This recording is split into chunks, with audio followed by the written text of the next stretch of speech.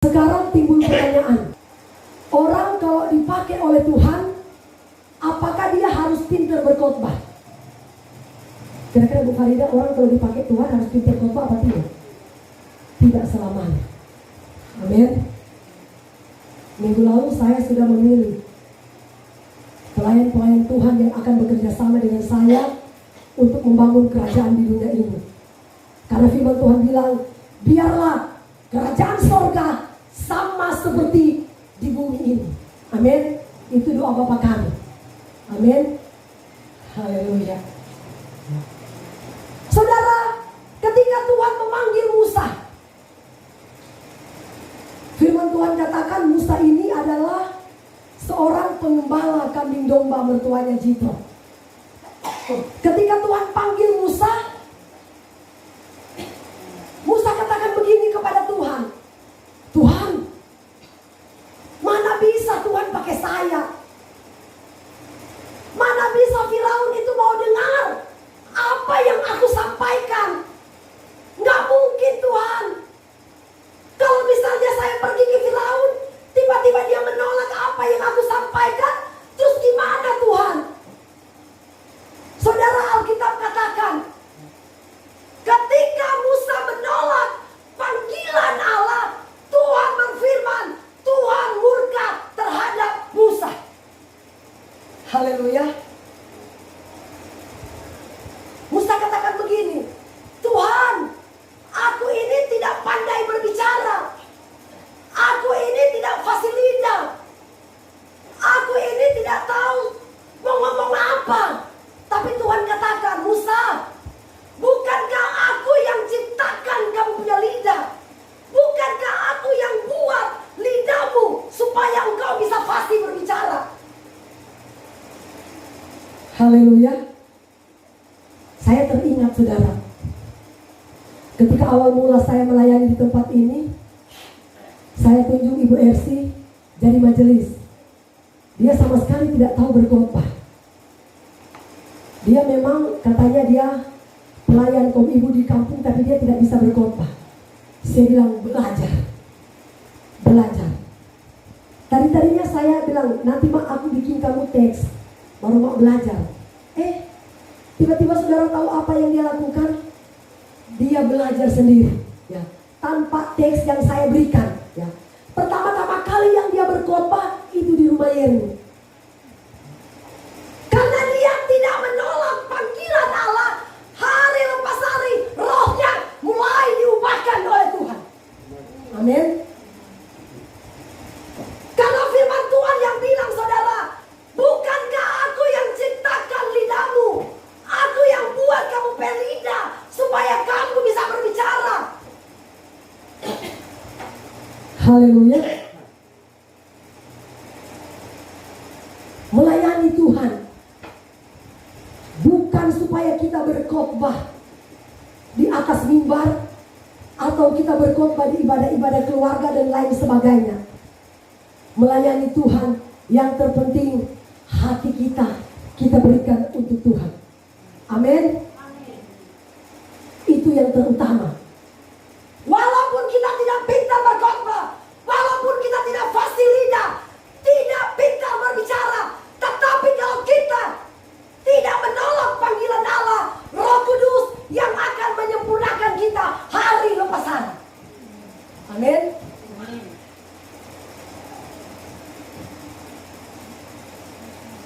Waktu saya tunjuk Mama Loisa, Ibu pendeta, saya tidak tahu berkhotbah. Saya bilang belajar. Ya Mama Loisa ya, belajar. Haleluya. Karena coba tampilkan dulu 1 Korintus 1 ayat yang ke-27. Saudara lihat 1 Korintus 1 ayat yang ke-27. Bacakan kuat-kuat Mama Intan. 1 Korintus 1 ayat yang ke-27.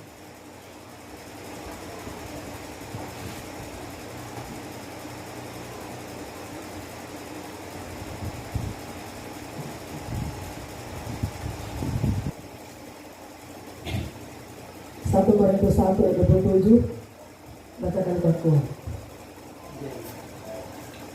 Baca aja dulu.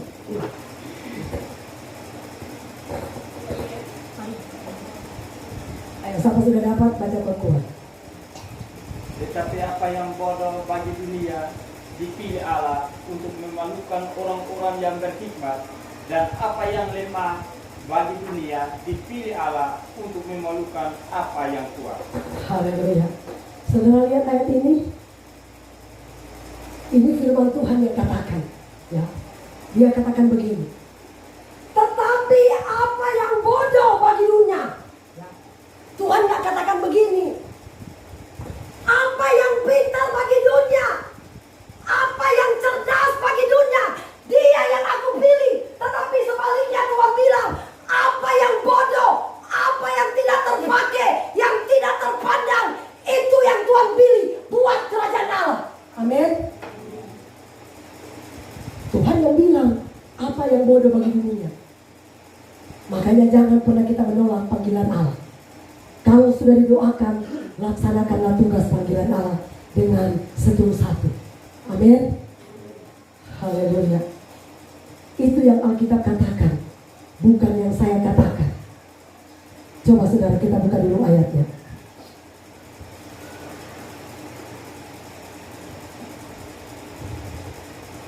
Keluaran 17 ayat 8. Ibu Farida bacakan kuat-kuat. Keluaran 17 ayat 8 sampai 13.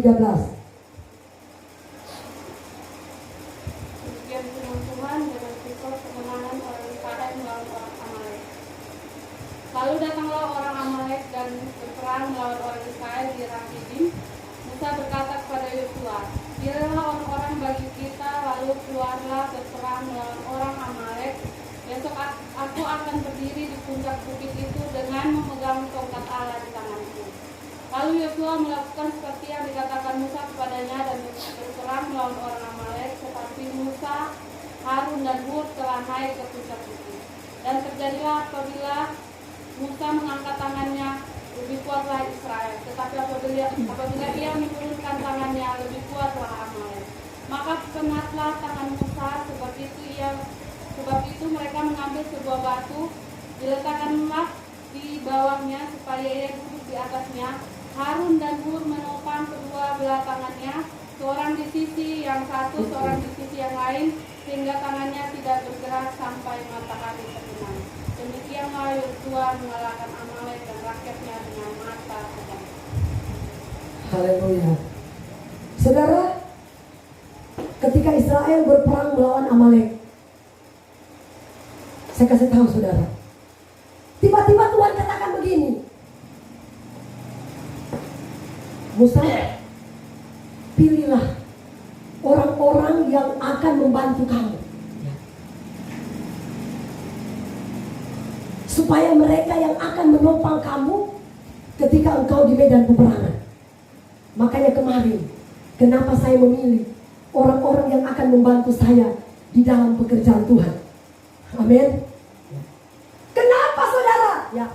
Kenapa Tuhan katakan, pilihlah orang-orang yang bisa engkau pakai untuk bekerja sama membangun kerajaan Allah. Karena apa? Karena pendeta tidak bisa melayani sendiri tanpa kepangan majelis dan jemaat. Amin. Gak bisa saudara, ya. Mau hamba Tuhan siapapun tidak bisa berjalan sendiri, tidak bisa melayani sendiri tanpa topangan para pelayan dan jemaat. Ketika Musa berperang, Musa angkat tangan. Kata Alkitab, kalau Musa angkat tangan, bangsa Israel menang, ya kan? Kalau Musa turun tangan, bangsa Israel kalah. Karena Musa gak mampu lagi mengangkat tangannya, aduh, sudah capek, dia mulai turun. Alkitab katakan, akhirnya Musa ditopang oleh Harun dan Hur.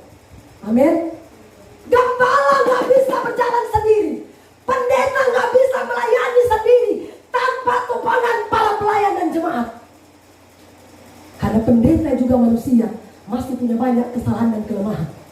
Makanya jemaat, doakan kami. Bukan cuma kami yang terban untuk jemaat, kami doakan, tapi biarlah jemaat juga mendoakan kami sebagai hamba Tuhan. Amin. Kami gak bisa melayani sendiri Bapak Ibu Saudara, ya. Makanya topangan Bapak Ibu Saudara sangat penting buat kami melayani, membangun kerajaan Allah di tengah-tengah dunia ini. Amin. Haleluya. Kenapa saya bilang kerajaan Allah? Doa Bapa kami, Tuhan, jadilah di bumi kan seperti di surga. Iya dong. Datanglah kerajaanmu, dia bilang. Datanglah kerajaanmu. Kerajaan surga datang ke sini. Jadilah di bumi seperti di surga. Haleluya. Saudara, saya kasih tahu. Kenapa pada waktu Tuhan panggil Musa, Tuhan katakan begini. Musa, tanggalkan kasutmu. Kenapa? Tempat di mana engkau berdiri adalah kudus. Saudara, jangan marah saya. Ya. Jangan marah saya. Karena ini Alkitab. Kenapa saudara? Ya. Saya ulang-ulang kali tegaskan. Jangan sekali-kali saudara kita mengotori mimbar ini. Ya. Karena Alkitab katakan tempat di mana aku berdiri adalah tempat yang kudus.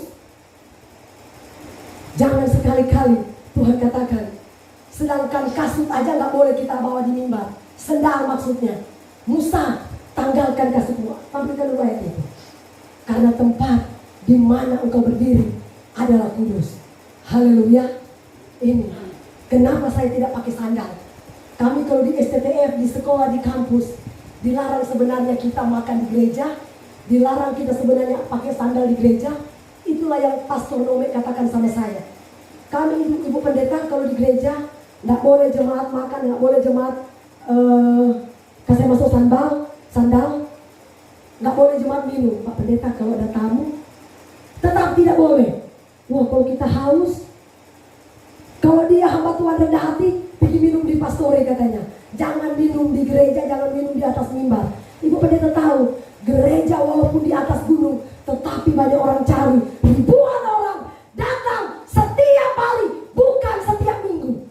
Kata Pastor Nomet yang kemarin karunia kesembuhan di tempat ini. Amin.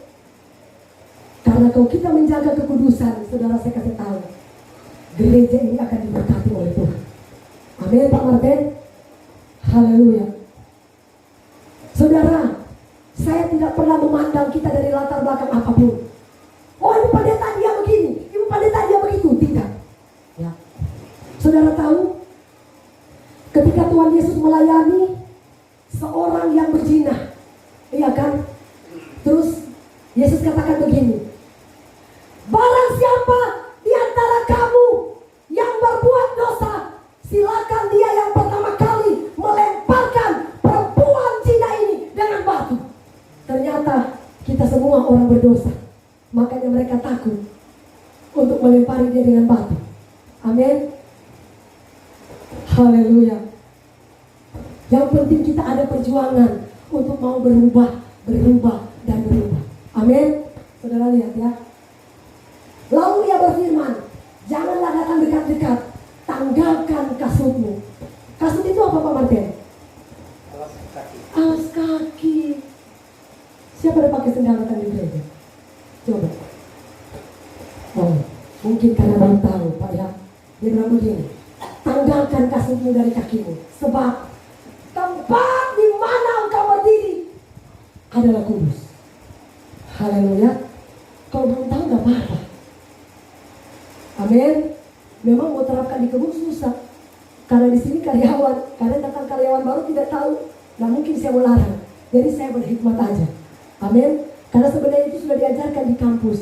Kami di kampus jangankan minum air, makan permen aja dilarang. Haleluya. Untuk di dalam gereja itu sama sekali dilarang oleh ketua sekolah kami. Haleluya. Jadi seperti itu saudara, ya.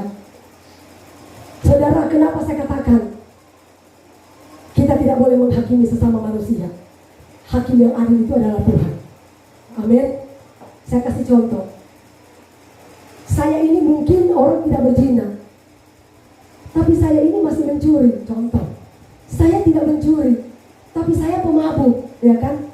Saya tidak pemabuk, tapi saya berdusta. Kira-kira dosanya sama, Bu? Sama, saudara, ya. Saya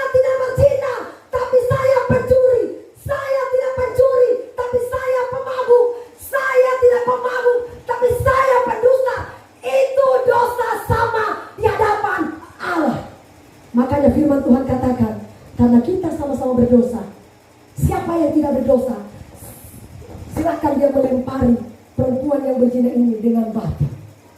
Amin. Yang penting kita harus tetap berjuang untuk merubah diri, hidup benar, kudus di hadapan Allah. Bukan berarti kita tetap tinggal di situ, tidak. Harus terus berjuang. Amin. Berjuang, tinggalkan dosa itu. Haleluya.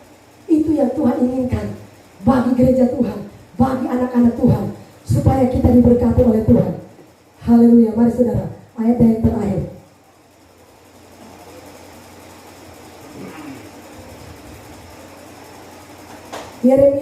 Yeremia 1 ayat 4 sampai 10. Coba Ibu Farida bacakan buatku. Yeremia dipanggil lagi. Demikian firman Tuhan datang kepadaku bunyinya, sebelum aku membentuk engkau dalam rahim ibumu, aku telah mengenal engkau, dan sebelum engkau keluar dari kandungan, aku telah menguduskan engkau. Aku telah menetapkan engkau menjadi nabi bagi bangsa-bangsa. Maka aku menjawab, Tuhan Allah, sesungguhnya aku tidak pandai berbicara, sebab aku ini masih muda. Tetapi Tuhan berfirman kepadaku, janganlah katakan, aku ini masih muda, tetapi kepada siapapun engkau kuutus, haruslah engkau pergi, dan apapun yang kuperintahkan kepadamu, haruslah kau sampaikan. Janganlah takut kepada mereka, sebab aku menyertai engkau untuk melepaskan engkau. Demikianlah firman Tuhan. Haleluya. Saudara, banyak contoh-contoh Alkitab ketika mereka menolak panggilan Allah, Allah pasti murka, ya. Ketika Musa menolak panggilan Allah, Alkitab katakan di tengah jalan Tuhan hampir membunuh Musa. Betul nggak Pak Martin? Tuhan berikhtiar membunuh Musa. Karena apa? Musa ini memang dia hati lembut, tetapi sayang saudara, dia tetap berdalih. Tuhan selalu bilang, pergi saja. Tuhan, itu aja ada abang Harun, pakai aja dia Tuhan. Saya nggak bisa. Musa, pergi saja. Aku yang ciptakan kamu punya lidah. Pada waktu Musa pergi, padahal Alkitab katakan Musa kan sudah pergi, Bu. Kenapa Tuhan bunuh? Karena mungkin di tengah jalan dia masih ada sungut-sungut. Biasa kan manusia begitu, pergi tapi nggak terus. Betul nggak Pak Martin? Haleluya. Kan begitu. Coba sampaikan dulu ayatnya yang dia hampir dibunuh oleh Tuhan.